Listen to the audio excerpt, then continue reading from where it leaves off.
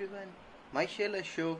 Today we are going to study in business study. As already I make a first part, so those who join the first time this video, so I recommend them they have to go and see in the first part of this chapter number 9, Business Law and Contract Act. As we already discussed in this chapter, meaning of the law. After that we discuss about the business law. We learned there is a law is a broader term. Under the business law is a branch of the law. I hope you clear all the things trade, industry and commerce as I discussed about the consumer and customer in my previous video. After that we discuss in my previous video scope of the business law. What is mean by the scope of the business law? That means any parties who found any difficulties they can register their complaint under these act. I hope you all the clear. After that we discuss about the contract. Meaning of the contract. According to section 2 as Indian Contract Act 1872, an agreement enforced by law is a contract. This is the formal definition, and there is a two things which is essential to make an contract. First is an agreement, then enforceable by law. Agreement means proposal plus acceptance is called an agreement. After that we learn that means contract formula is agreement plus enforceable by law, that become the contract. Today what we are going to study? We are going to study is essential element of a valid contract. What it mean by the essential element of a valid contract? Essential element of a valid contract means these are the important things we have to cover while making a contract. Otherwise the contract cannot be become a valid. If we follow all the essential points, then only contract become the valid. Otherwise the contract become a void. So I use two words, valid contract or void contract. Void contract means the contract with not having the such a element, that a void contract. Clear? So the first point of this is, so the first point is to have two or more parties. It means at least two parties is required to make a contract. It can be a two person, two parties, two companies. Otherwise we cannot make a contract. Like if I am telling the proposal hold the proposal and the offeree can accept the proposal. What I said here, you can see A is a proposal. A is a proposer who proposed the proposal to B, and B is the acceptor or offeree. B accept this proposal, that become an agreement. Here we require the two parties or two persons. Like I give an example, like just like a marriage required two parties, same thing in contract required at least two parties. I hope you have cleared this meaning to have two or more parties. Now the second point is agreement. What it mean by agreement? As I already discussed you about the agreement. Agreement means when proposal A offer to B, that means A is a offerer and B who accept the proposal is offeree. Clear? So when A offer to B and B accept, then become an agreement. That agreement can be valid, that can be a void. It depends on, but that if A offer to B and B accept it, it become an agreement. I hope you clear this. Here one thing is important. If I give an example, so you will understood better this point. A offer to B, and the same moment B also offer to A. Like A want to sell his car to B and B want to buy his car B want to buy A's car. So at the moment A offered to B that I want to sell my car, and B said I want to buy your car. So this is not an agreement, because here both the parties offer to another. So this is not a, no one is accepted, or both the parties are proposal. So that was not become an agreement. Another thing that A offered to B, tell I want to sell my car at a 50,000 rupees. Now B accept his proposal and said I will buy your car and I will pay your money in 5 installments. This again, this proposal or acceptance not become an agreement, because what I said, you have to understand this. This is the most concept. A offered to B, I want to sell my car at 50,000 rupees. B accept his proposal and said, I will give you the 50,000 rupees in 5 installments. Okay, now what happened? B accept the A proposal with condition. With condition. The moment B create a condition, that agreement is rejected, that called the cross proposal. Now B is not a position to accept the proposal, and B make a new proposal to A. So now A become the acceptor. So the moment A accept the proposal, then become the agreement. So what it mean? There is no terms and condition made by the acceptor. Acceptor have to the proposal in the same way the proposal offered to acceptor. I hope you clear. Okay. So we learn two parties required, agreement. The third point is intention to create a legal relationship. Intention to create a legal relationship means what? The moment A and B is making an agreement, their intention must be a create legal relationship. Otherwise, that agreement or cannot become a valid contract. I give an example so you can understand better. A called to his friend B and said, I am going to celebrate today my birthday and I invite you as my special guest. I hope you will come. So B accept his proposal. A said, I wish you come, and B said, I will come today evening. In the evening, A spent 10,000 rupees because his best friend B is coming on his birthday. But in evening, because having some urgent work, so he didn't came in A's birthday party. Now A become angry and A go to the court and make an claim to B that he want to spend 10,000 because B accept the proposal, but B didn't came. So the court reject the proposal. What I said? Court reject the proposal because the moment A offered to B, that time A's intention A's intention is not creating a legal relationship. A's intention to build a social relationship. I hope you understood. If a party intention is not create a legal relationship, that not become a valid contract. So it is essential to have a legal relationship. If parties relationship build political relationship, social relationship, that not become the contract. I hope you clear this point. Now we are going on the fourth point. Contractual capacity of the parties. Contractual capacity of the party means what? Contractual capacity in parties means the parties who making an contract, they are in the position to make a contract. Like by law, not disqualified by parties. Means law give the permission to them to make an contract. Otherwise, there are some terrorist person, law disqualify to make a contract with them. So they are not capable, or like a minor person, they are not in the position to make a agreement or contract.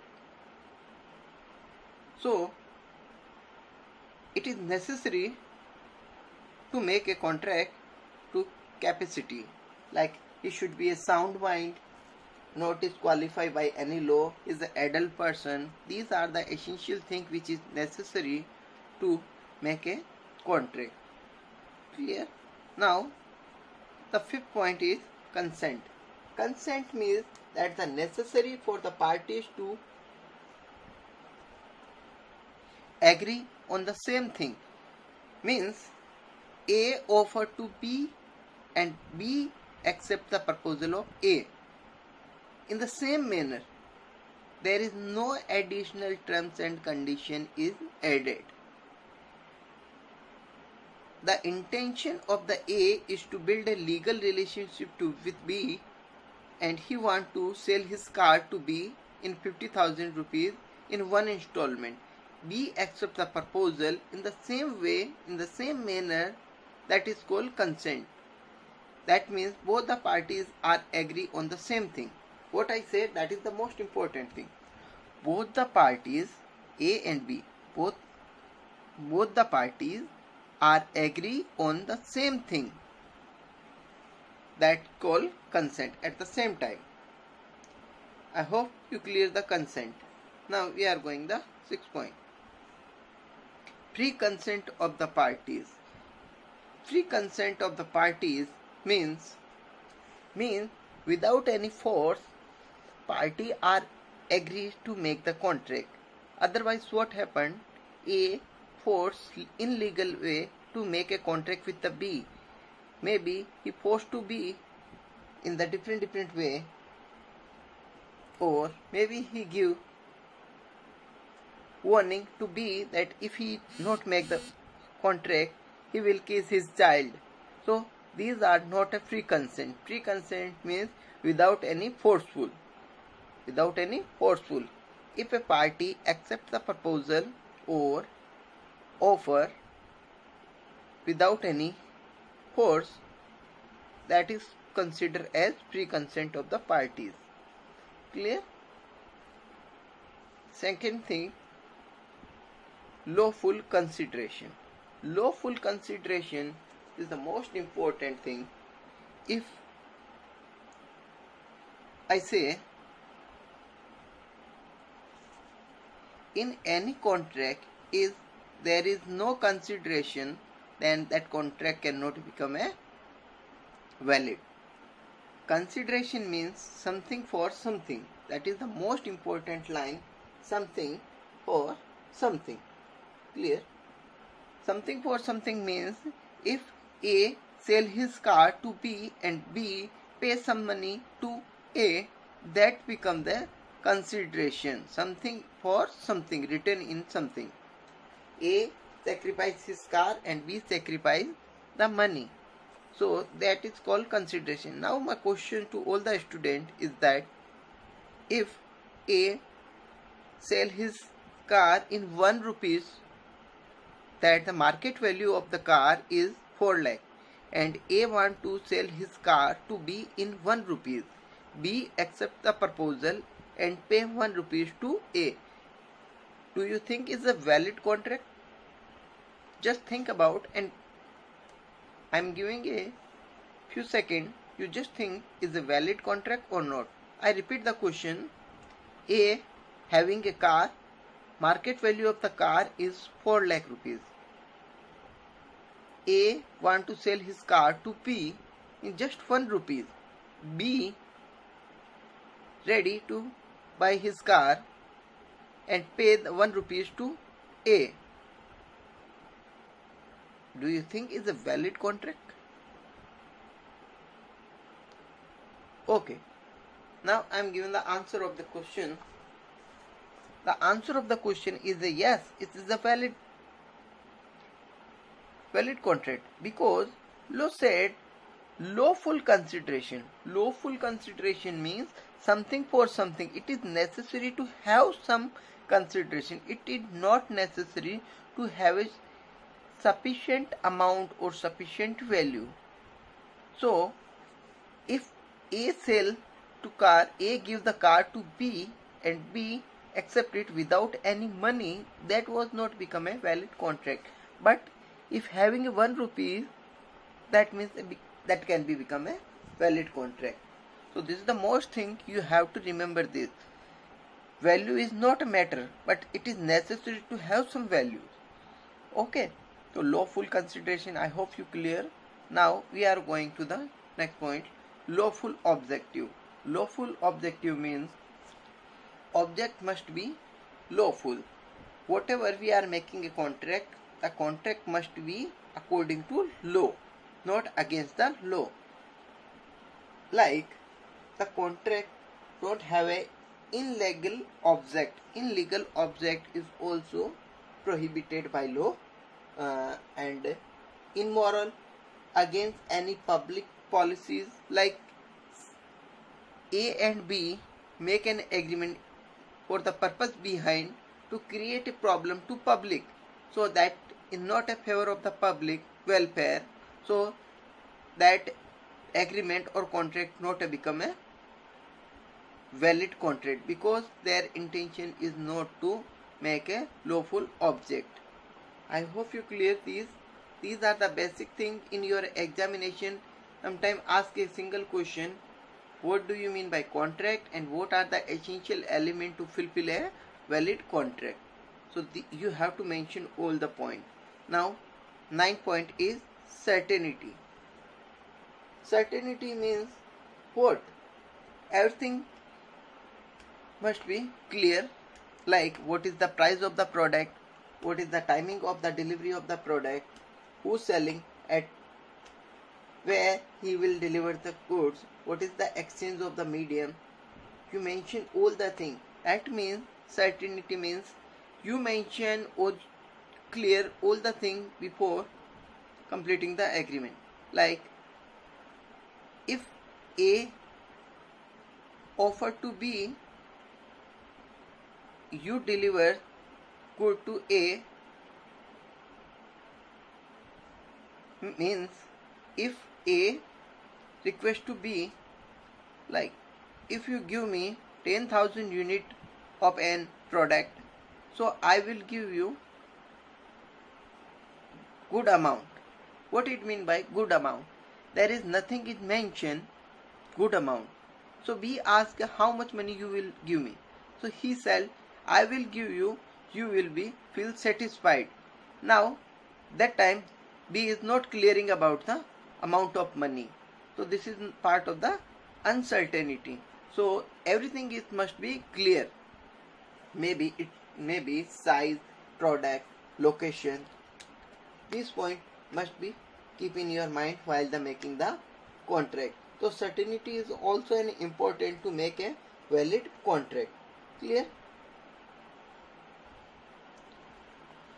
Possibility of performance. Possibility of performance what? It means at the moment we are making an contract, the moment we are making the contract, on that time it is possible to a valid contract. But in future the situation is different and the party cannot perform his obligations. Like A offer to B, if you make my one home, B accept his proposal, I will make your home in 1 year, and B in between injured, physically disabled to make the home. Now what happened? At the time of the making the contract, both the parties are in the position to make a agreement or contract, and they believe it can be possible. But in future, because of the B injured, he is no more capable physically to make the building or home. So we cannot fulfill his obligation. So this contract cannot be become a valid contract. So whenever we are making a contract, it is necessary possibility to perform. If we feel the possibility of the performance is not, then the contract cannot be valid contract. So it is essential element to make a valid contract. The possibility of the performance must be done. Now the next point is agreement not expressly declare void. What it means? There are the certain agreement prohibited by the government. Government will not allow to make such agreement. If the parties are making such agreement, they automatically reject a void agreement that cannot be enforced by law. What I said, agreement not expressed declares void. So it is necessary to understood before making an agreement what are the situation where the agreement cannot be valid. So expressly void, there are such certain things like first thing is a agreement without consideration. First thing is that without consideration.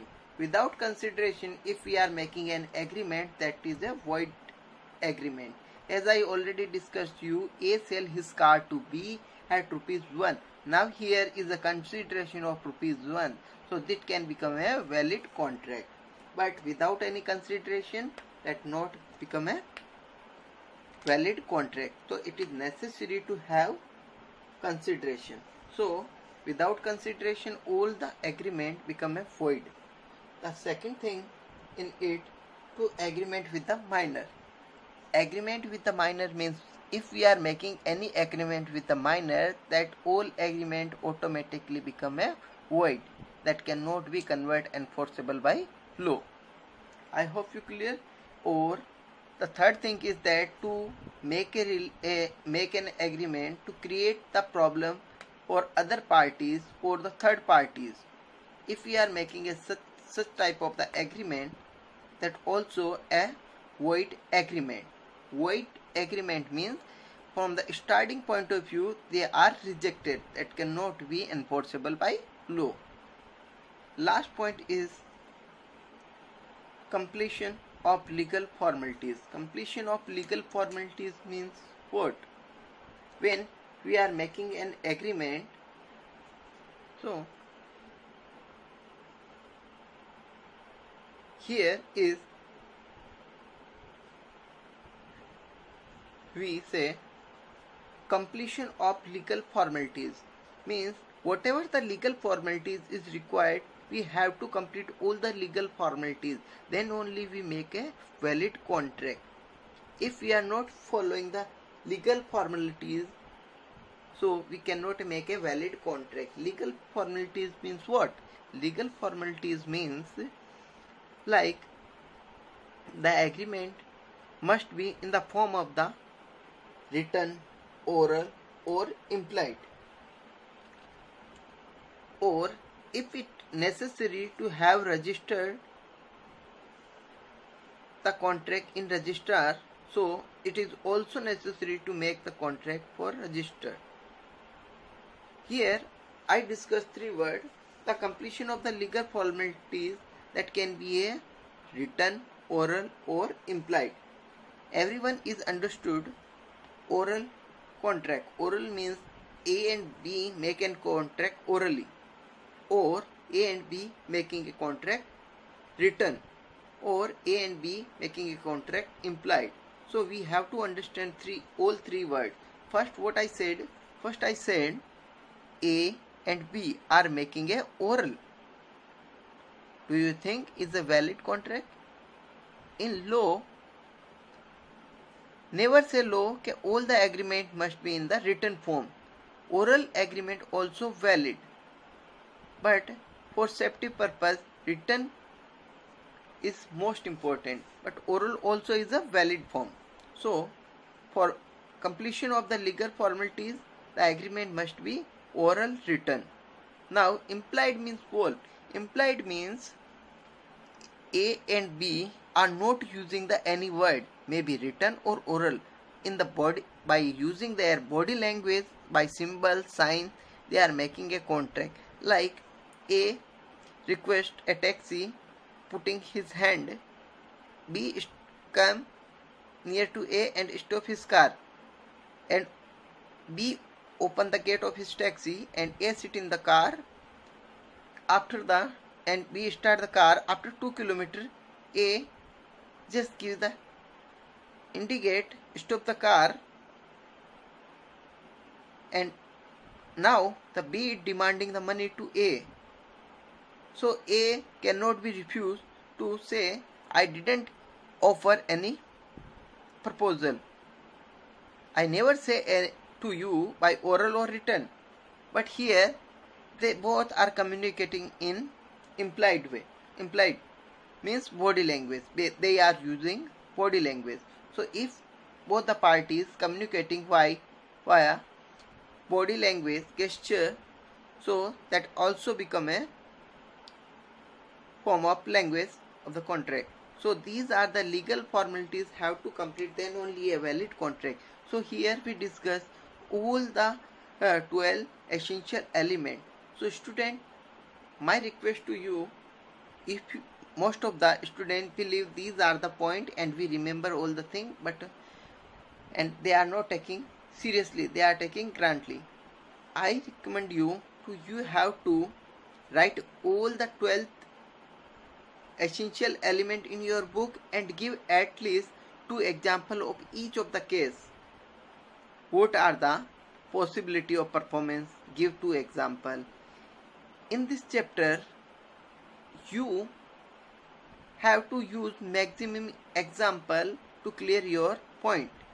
Then only you will get a better command of this chapter. So in this chapter we discuss these essential element.